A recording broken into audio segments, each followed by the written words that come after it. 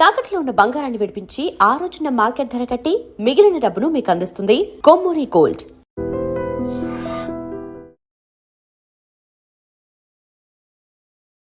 Welcome to ఐజిమ్.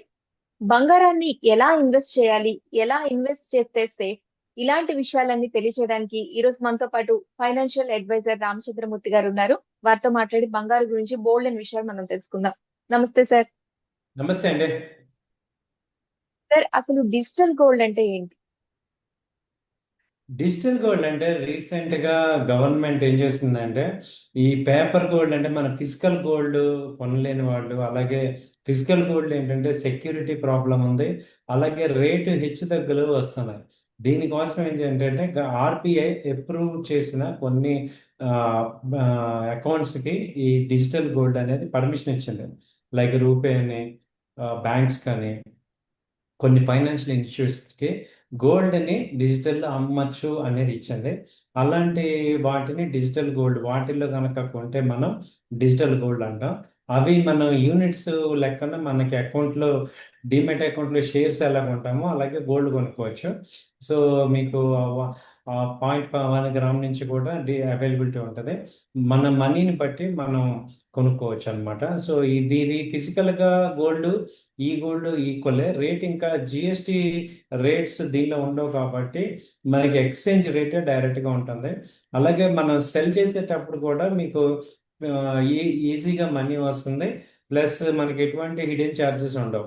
మామూలుగా gold cell చేయాలంటే వాళ్ళు తరుగని, లేకపోతే పాత గోల్డ్కి ఒక రేటు, కొత్త గోల్డ్కి ఒక రేటు ఇలా తీసుకుంటారు. అలాగే వాళ్ళు ఈ గోల్డ్ షాప్ వాళ్ళు ఎక్కువ వాళ్ళకి ఫేవర్గా చేస్తారు కానీ కస్టమర్కి ఫేవర్గా చేయరు. ఈ డిస్క్రిపెన్సీ ఇదవటానికి మనకి ఏంటంటే డిజిటల్ గోల్డ్ అనేది వచ్చింది. ఈ విధానంలో ఏంటంటే మనం ప్రతి రోజు కొనుక్కోవచ్చు, ప్రతి గంటకి కూడా కొనుక్కోవచ్చు. ఇక ప్రతిసారి గోల్డ్ షాప్కి వెళ్ళి క్యూలో నుంచొని వాళ్ళని ప్రాధాయపడి మనం కొనాల్సిన అవసరం లేదు. సో అలాగే మనకి లాంగ్ టర్మ్ పాయింట్లో మనకి సేఫ్టీగా కూడా ఉంటుంది. ఇప్పుడు ఎక్కువ మొత్తంలో గోల్డ్ కొనుక్కోవాలనుకునే వాళ్ళకి ఫిజికల్గా తీసుకుంటే సేఫ్టీ ఉండదు కాబట్టి ఇక్కడ దీనిలో సేఫ్టీ ఉంటుంది. Suppose okay sir. ఒక కేజీ గోల్డ్ తీసుకోవాలి, వైట్ క్యాష్, దీనిలో తీసుకోవచ్చు. అలాంటి ఫెసిలిటీ ఉందన్నమాట. ఓకే సార్, గోల్డ్ లో పెట్టుబడి పెట్టడం అనేది ఇప్పుడున్న పరిస్థితుల్లో కావచ్చు, ఫ్యూచర్ లో కావచ్చు, ఇది రిస్కా లేదంటే సేఫా? ఇండియన్ ఎకానమీకి సంబంధించి, ఇండియన్ సెంటిమెంట్కి సంబంధించి గోల్డ్ పెట్టుబడి మనకి ట్రెడిషన్లో ఒక భాగం అనమాట. మన ఇండియాలో ఎవరైనా కానీ, ముస్లిమ్స్ అవ్వచ్చు, హిందూస్ అవ్వచ్చు, క్రిస్టియన్స్ అవ్వచ్చు, మనకి మ్యారేజ్లో గోల్డ్ అనేది, అలాగే పిల్లలకి గోల్డ్ కొనడం అనేది ఒక అలవాటు అనమాట ఇక్కడ ఉన్న కంట్రీ. కాబట్టి ఇప్పుడు ఏంటంటే మనకి దానివల్ల మనకు తెలియకుండానే మనందరికీ కూడా ఒక అసెట్ బిల్డ్ అవుతూ ఉంటుంది. సో ఇప్పుడు గోల్డ్ కొంటున్నాము అంటే ఏంటంటే ఒక రకంగా మనం ప్రొటెక్షన్ని కొంటున్నట్టు. సపోజ్ ఎప్పుడన్నా అవసరమైనప్పుడు మనం ఎవరిని అడగకుండానే మనం గోల్డ్ తాకట్టు పెట్టి మనం తెచ్చుకోవచ్చు, లేదు ఇంకా కష్ట పరిస్థితుల్లో అమ్మేసుకోవచ్చు. అలాంటప్పుడు గోల్డ్ని ఒక సేఫ్ హెవెన్ అంటాం, ఇన్వెస్ట్మెంట్ కిందే చూడాలి.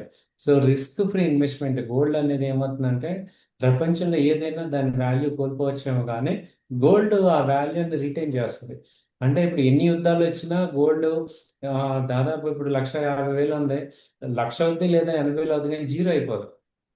ఇప్పుడు ఒక షేర్ మార్కెట్లో ఒక కంపెనీ ఉంది, ఆ కంపెనీ కొలాప్స్ అయిపోతే దాని వాల్యూ జీరో అయిపోతుంది. అలా గోల్డ్కి అలా ఉండదు. రెండోది ఏంటంటే కొన్ని వేల సంవత్సరాల నుంచి కూడా గోల్డ్ మనకి ట్రెడిషనల్ ఐటమ్. మన రాజులు పూర్వకాలం అందరూ కూడా గోల్డే ఒక మార్గంగా వాడుకున్నారు కాబట్టి ఇవాళ మనం వచ్చి గోల్డ్ అసెట్ కాదా అంటే కాదు అనడానికి ఏం లేదు. గోల్డ్ కంపల్సరీ అదే అసెట్. ఒకప్పుడు కరెన్సీ ఉండేది కాదు, గోల్డ్ కాయిన్సే ట్రేడెడ్గా చేసుకునేవాళ్ళు అనమాట. ఇప్పుడు కాదు, ఇంకొక 10,000 సంవత్సరాల తర్వాత కూడా గోల్డ్ అనే మ్యాటర్కి ఆ వాల్యూ ఉంటుంది. సో కాబట్టి ఏంటంటే మన అసెట్ కింద తీసుకోవచ్చు. ఓకే సార్, మీరు ఇందాక డిజిటల్ గోల్డ్ గురించి కూడా చెప్పారు. సో నెక్స్ట్ జనరేషన్స్ గోల్డ్ ని వదిలేసి డిజిటల్ వైపు వెళ్తుందంటారా? నెక్స్ట్ జనరేషన్ గోల్డ్ వైపు నుంచి డిజిటల్ కంటే ఇప్పుడు ఏమవుతుందంటే గోల్డ్ ఆర్నమెంట్స్ కొనుక్కునే వాళ్ళు ఎట్టి పరిస్థితుల్లో డిజిటల్కి వెళ్ళడానికి అవకాశం లేదు. So only investors investment mode మారుతుంది కానీ గోల్డ్ మీద చేంజ్ అవ్వదు. అంటే ఇప్పుడు నేను సపోజ్ నా పిల్లలే ఉన్నారు, ఒక 10 ఏళ్ళకి నేను గోల్డ్ ఇన్వెస్ట్ చేయాలి, 10 ఏళ్ళ తర్వాత నేను గోల్డ్ కొనుక్కోవాలి అన్న వాళ్ళకి ఇప్పుడు గోల్డ్ నేను ఫిజికల్గా కొంటే ఆ డిజైన్స్ మారచ్చు, లేదా బిస్కెట్ ఉంది అది ఎక్కడైనా పారేసుకోవచ్చు.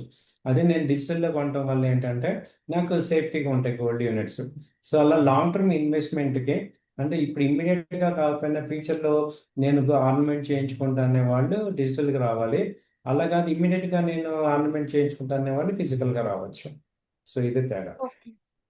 ఓకే సార్, ఆభరణాల కోసం గోల్డ్ కొనడం అనేది స్మార్ట్ చాయిసా లేదంటే వేస్ట్ అంటారా? అసలు ఇప్పుడు మనకి, ఇప్పుడు మనం ఒక అసెట్ కొన్నాం అనుకోండి, ఒక షేర్ కొన్నాం, అసెట్స్ తీసుకుంటే ఉన్న 4 రియల్ ఎస్టేట్ కొనటం, లేదా గోల్డ్ సిల్వర్ కొనటం, లేదంటే షేర్ మార్కెట్లో ఇన్వెస్ట్ చేస్తాం. ఇప్పుడు మీరు షేర్స్ మీ దగ్గర 10 కోట్లు ఉంది, కానీ మీరు అది వేసుకోలేరు. ఓన్లీ గోల్డ్ కొన్న అడ్వాంటేజ్ ఏంటంటే దాన్ని మన ఒంటి మీద ధరించి ఎంజాయ్ చేయొచ్చు. సో గోల్డ్కి అదొకటి ఉంది, అటు వాల్యూ గ్రో అవుతుంటుంది, ఇటు మనకి అసెట్, మనకి ప్రైడ్ కూడా వస్తుంది, ఒక సాటిస్ఫాక్షన్ వస్తుంది. కాబట్టి గోల్డ్ అనేది మనం స్మార్ట్ చాయిస్ తీసుకోవచ్చు, అసెట్ అనేది స్మార్ట్ చాయిస్ కింద వస్తుంది. సో కాబట్టి గోల్డ్ని అసలు అందరం వేసుకునే అవకాశం ఉంది, ప్రౌడ్గా ఫీల్ అవ్వచ్చు, చూసేవాళ్ళు కూడా ఒక రిచ్ లుక్ వస్తుంది.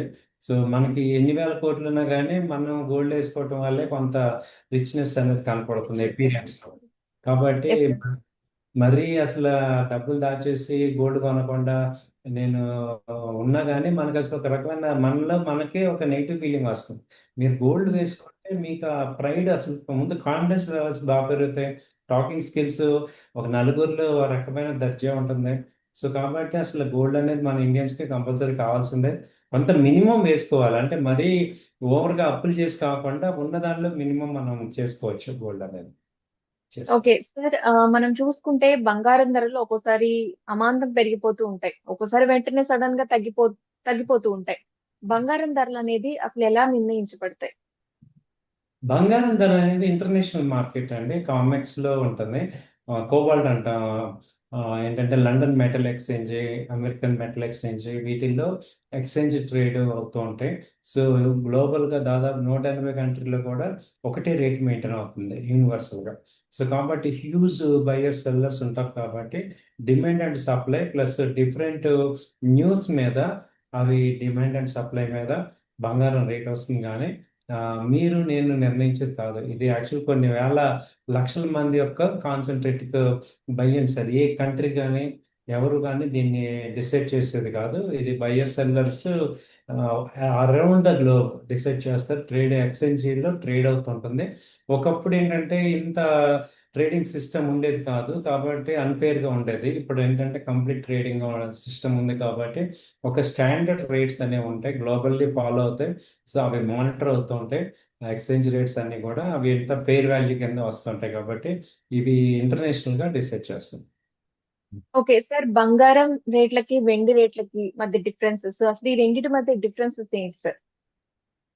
బంగారం వెండి ఏంటంటే ఇప్పుడు ఇప్పుడు మన యావరేజ్గా చెప్పాలంటే ఒక 10 గ్రాముల gold is equal to half KG silver.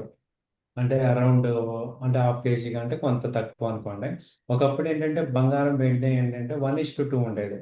అంటే 10 గ్రాముల గోల్డ్ అంటే 10 గ్రాముల gold is equal to 1 KG silver లాగా ఉండేది. ఇప్పుడు వెండి కూడా ఫాస్ట్గా మూవ్ అయింది. సో బంగారానికి వెండికి డిఫరెన్స్ ఇంకోటి ఏంటంటే, వెండి కన్నా గోల్డ్కి రిటైన్ వాల్యూ ఎక్కువ ఉంది.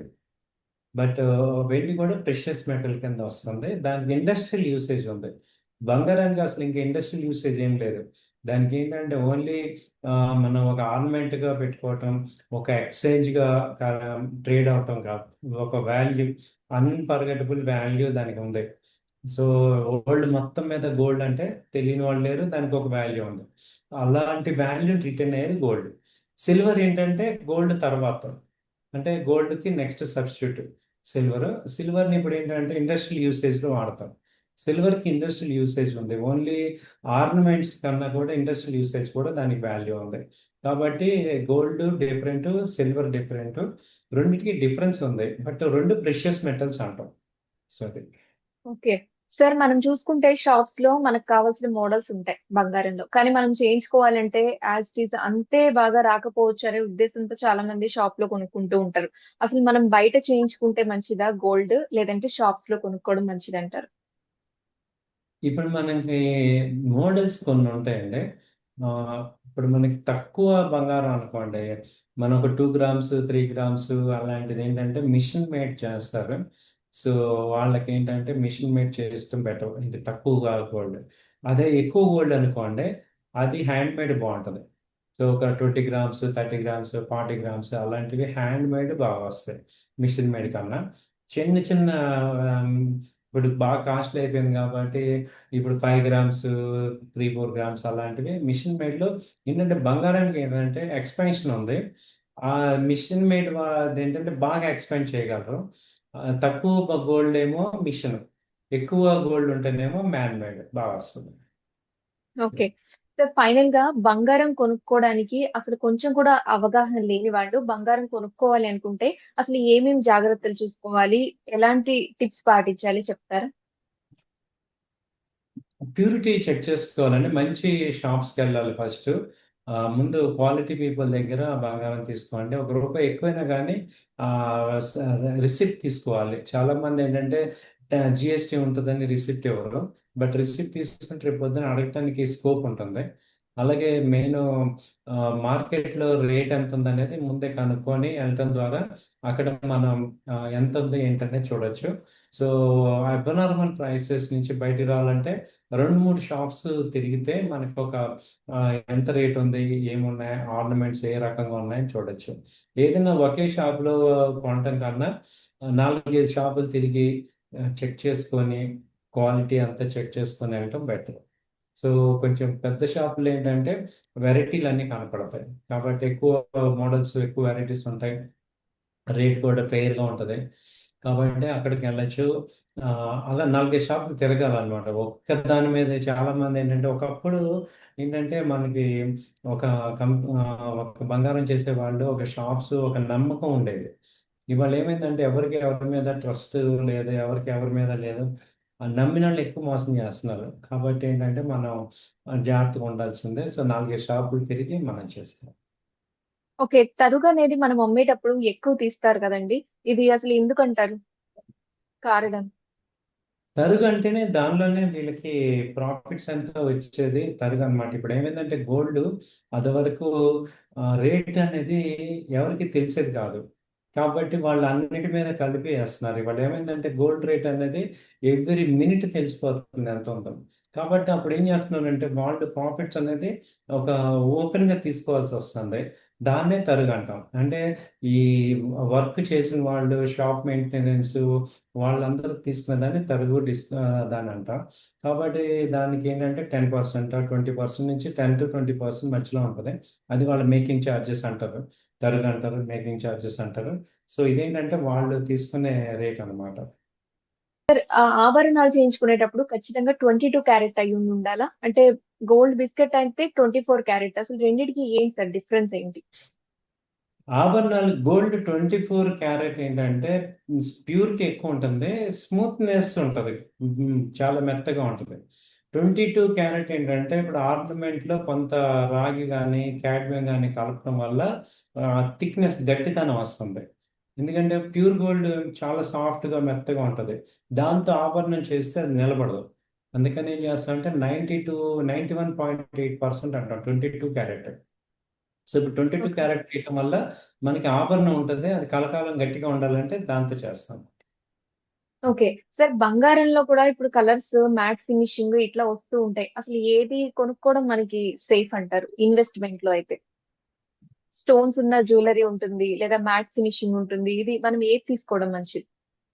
ఇప్పుడు అదేంటంటే టేస్ట్ని బట్టి అండి. మీకు ఓన్లీ ప్యూర్ గోల్డ్ ఒకప్పుడు ప్యూర్ గోల్డ్ తీసుకుంటాం. ఇప్పుడు ఏమవుతుందంటే డిజైన్స్. అయితే మీరు ఏంటంటే నేను బంగారాన్ని ఇప్పుడు ఈ గోల్డ్ని అమ్మను అన్న వాళ్ళు దానిలో మీకు స్టోన్స్ యాడ్ చేసుకున్నా బాగుంటుంది. ఇప్పుడు ఈ గోల్డ్ గవ్వకన్నా రేపు నేను తాకట్టు పెట్టాలి లేదా అమ్మాలి అన్న వాళ్ళు మాత్రం స్టోన్ వెయిటేజ్ అక్కడ పేరుగా ఉండదు. కాబట్టి వితౌట్ స్టోన్స్ తీసుకోవటం బెటర్. ఇప్పుడు నేను అసలు పర్మనెంట్ అనుకునే వాళ్ళందరూ ఏంటంటే ఇది చేసుకోవచ్చు. Okay sir. బంగారం ఇన్వెస్ట్‌మెంట్ గురించి, అలాగే కొత్తగా కొనుగోలు చేయాలనుకునే వాళ్ళకి ఎలాంటివి ఫాలో అవ్వాలి? అలాంటివి అన్నీ క్లియర్‌గా చెప్పారు. థాంక్ యూ సో మచ్ అండి. థ్యాంక్ యూ అండి. And for more videos, Please subscribe to iDream. Please subscribe to iDream. Please subscribe iDreams. And please subscribe to iDream. For more videos, subscribe to iDream. please like, share, and subscribe to the channel. Congratulations, iDream. subscribe to iDream. Subscribe to iDream. So subscribe to iDream Media. iDream team andarki huge congratulations. Please subscribe iDream Media. Please subscribe to iDream. Subscribe iDream. Please subscribe to iDream. iDream అంటే నా కళల ఛానల్ను subscribe చేసుకున్న నోరు తిరుగుతలేదు, మీరైతే గంట గుర్తు కొట్టండి. For more such videos, please subscribe to iDream.